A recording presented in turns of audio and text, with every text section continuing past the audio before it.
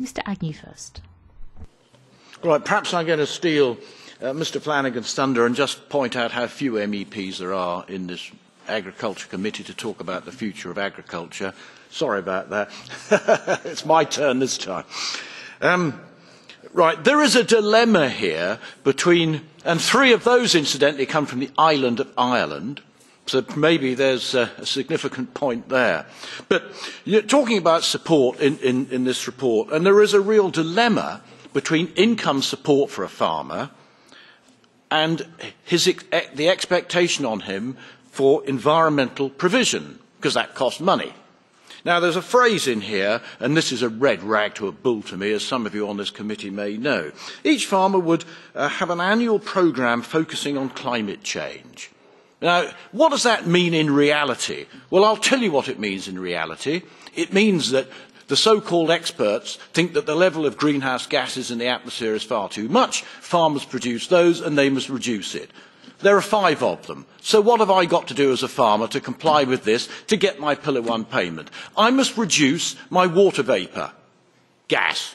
The only way I can do that is to have a bare fallow, either regularly spraying with Roundup to keep the soil bare or cultivating it regularly to keep the soil bare so it doesn't transpire water vapour, there's ghastly greenhouse gas, and that's the biggest of the lot. So I've got a problem there, means less farming. Then I've got to reduce CO2 output. How do I do that? I use my tractor less, reduce my farming activity, or I no longer cut my trees for firewood, which is something I've always done.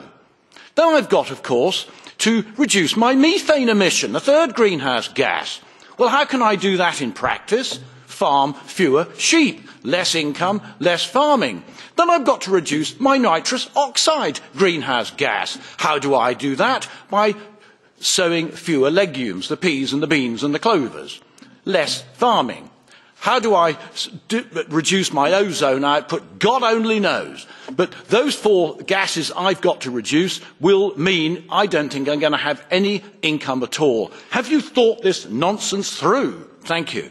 Farmers, agriculture, environment, we need to work together. The last slide is not up, but I see myself as a farmer and an environmentalist. I protect 7-8 kilometres of hedgerows. I protect 2 kilometres of waterway with fences back. That last slide I had up was green, low carbon environmental scheme.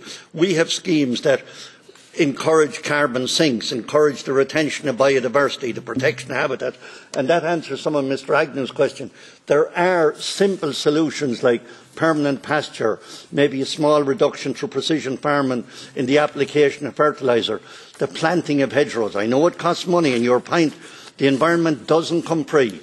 I call myself a high nature farmer. I use chemical fertiliser, but I protect permanent pasture, but it's a low, very low margin business. So it doesn't come free, the protection of the environment. And that's one of the reasons food is so cheap. We're competing, as Jim said, with people from Mercosur who every time, if they're going to put extra beef into Europe, it's going to mean further burning in the rainforest. It's going to mean further draining of the Pantanal.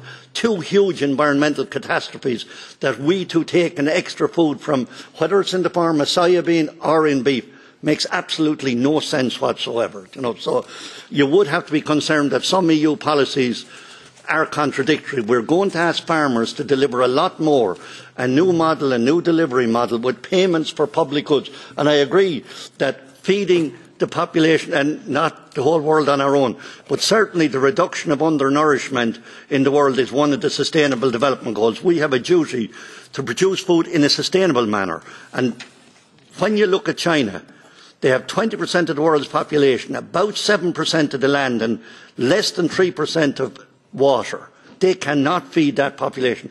So someone has to, in a sustainable manner, produce that food without damaging the environment. So there's huge challenges.